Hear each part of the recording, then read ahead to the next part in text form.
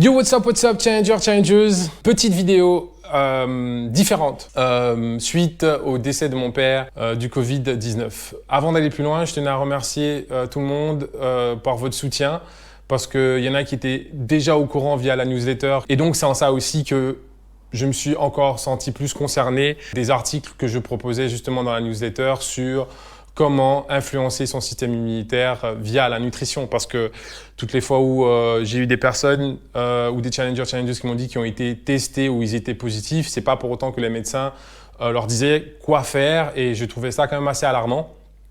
Parce qu'en gros, parce qu'il n'y avait pas de médicaments, tu dois juste rester à la maison et essayer de te soigner comme tu peux.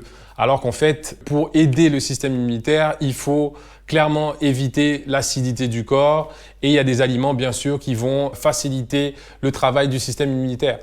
Et donc du coup, c'était tout à fait normal et logique que je me suis retrouvé dans le bain et à partager aussi ce que j'étais en train de vivre, tout simplement parce que j'étais convaincu que papa allait s'en sortir et que j'allais pouvoir avoir sa phrase, lui faire répéter cette phrase, lui dire que si moi je peux, toi tu peux certainement plus. Pourquoi je prends le temps de faire un focus sur ce moment qui est assez difficile, ou j'aime plus dire qui est assez intense. C'est pas la première fois que je me retrouve à être confronté à ça. Et puis toute la synergie et l'idée derrière la page Crossflow Nutrition est née suite au décès de ma fille d'une mort subite de nourrisson en 2014. C'est comme ça que cette page va naître pour moi parce que je me retrouve à faire le choix du sport pour surmonter cette épreuve et c'est là que de sport en sport, je me suis retrouvé à me blesser et à me rendre compte que je ne mangeais pas en conséquence et qu'effectivement ma nutrition n'était pas en suffisance et c'est de là que je découvre et je comprends que il y a des macros, il y a un nombre de protéines que j'étais censé manger pour finalement pouvoir construire une nouvelle personne, une nouvelle force par rapport à cette épreuve que j'étais en train de vivre. Maintenant que je suis de nouveau confronté à ça, je me dis, à l'époque, personne, en tout cas quand j'ai cherché pour savoir est-ce qu'il y a des personnes qui ont perdu des enfants, mais j'avais pas de témoignage clair sur comment les choses allaient se passer et donc ce qui fait que tu te retrouves à avancer dans le néant en pensant qu'effectivement qu'il n'y a pas la possibilité de s'en sortir et qu'il n'y a pas la possibilité de se relever. Et je sais que ça n'a pas été possible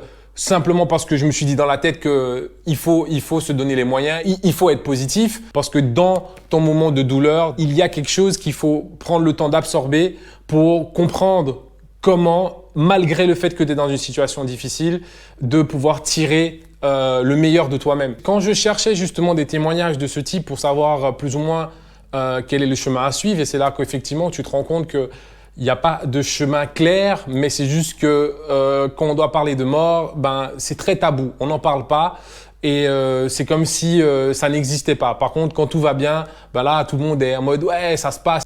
Et donc, c'est en ça que je trouvais que ça intéressant de partager comment j'ai vécu mon premier décès et puis comment je suis en train de vivre le deuxième, que je sais qu'il y aura un retour de flamme bien après parce que après un décès, normalement, tu te mets naturellement dans un mode automatique, tu as envie de faire les choses, tu as envie de pas trop y penser parce que tu sais le mal que ça peut faire.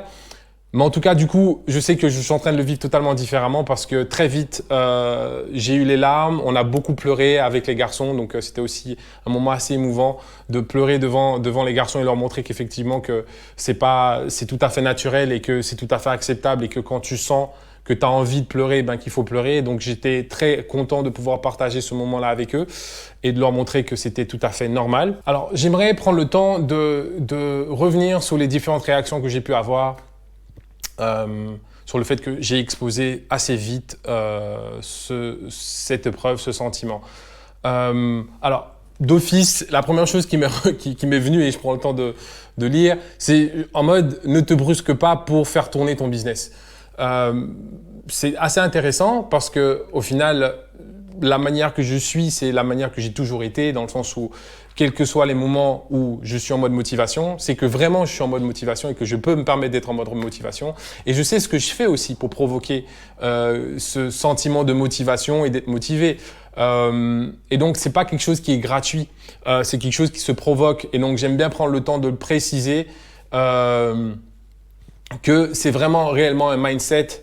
Et ça devient carrément un état d'être. Alors, je suis pas ici pour tout de suite dire ah oui mais moi je peux, je suis très fort. Je suis essentiellement en train de faire passer ce message pour dire que ce que je suis en train de faire là et la manière que j'arrive à l'aborder est aussi dans ton pouvoir et que tu peux le faire. C'est juste que tu es peut-être entouré de personnes qui veulent absolument quand quelque chose va mal parce que pour eux, ils estiment que tu devrais être triste, que tu dois être triste et que tu dois être à même le sol et quand ils voient que c'est pas le cas, ils pensent que tu es insensible. Non, les moments de sensibilité, ils arrivent, ils se passent, ça se passe la nuit juste avant d'aller dormir où tu seras face à toi-même et que tu seras pas entouré de monde ou de personnes et c'est là que tu vois clairement le travail que tu dois faire par rapport à ton toi intérieur. Le matin, je me lève en me disant que je suis en bonne santé et que je peux être dans l'action.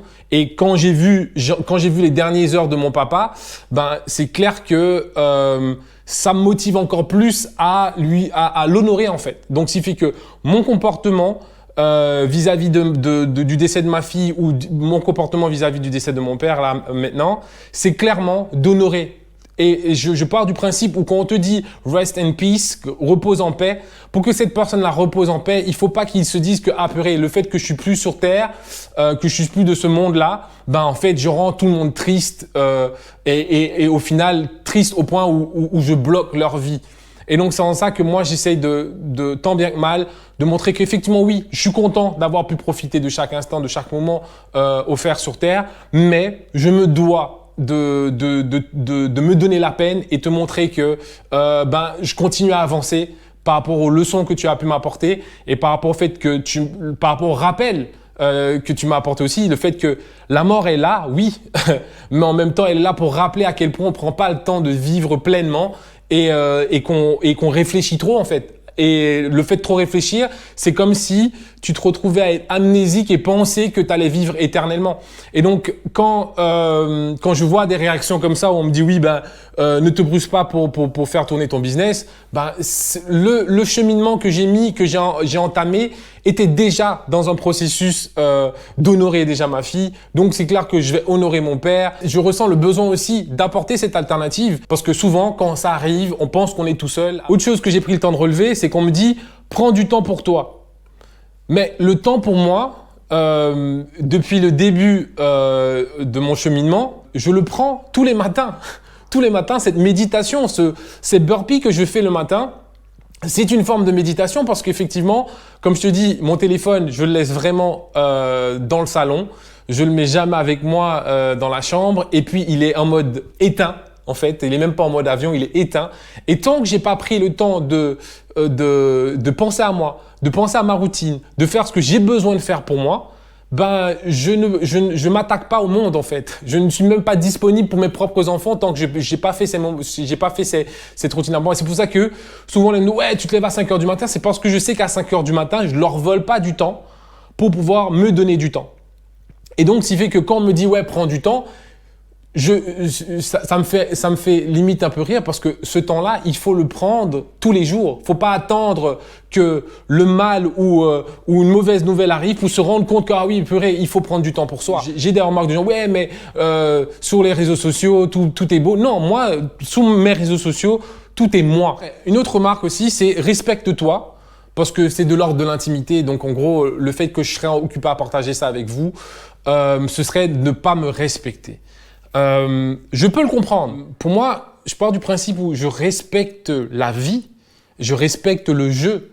Et donc, c'est en ça que je prends le temps aussi de parler des deux côtés. Je suis pas là juste pour te dire « Ah ouais, la vie, elle est belle. » La vie, en fait, elle est belle si tu prends le temps de respecter, de comprendre qu'elle peut s'arrêter à tout moment et que ton temps est compté. C'est quand tout va mal qu'on va pouvoir se trouver un chemin et grandir et se forger et devenir tout simplement plus fort. Et donc, c'est en ça que pour moi, ce partage-là était essentiel et que oui, je me suis retrouvé piégé dans mon jeu de positivité, mais c'est tout simplement parce que je pense que je voulais pas tout de suite condamner mon père parce que j'entends des personnes me dire oui, mais c'est pas très crédible de se retrouver ça fait même pas 24 heures, 48 heures à parler du décès de ton père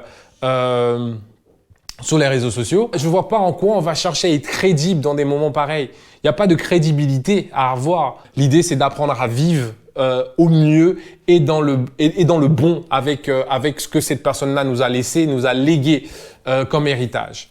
Et donc, c'est en ça, Challengers, Challengeuses, je voulais prendre le temps d'encore vous remercier pour votre soutien.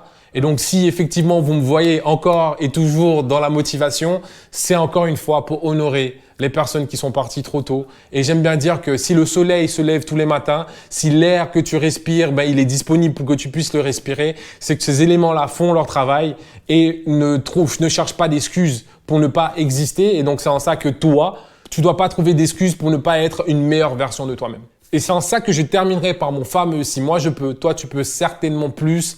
Prenez soin de vous et mes pensées vont continuer vers ceux qui sont encore dans l'épreuve et j'espère vraiment que ça va se terminer très vite.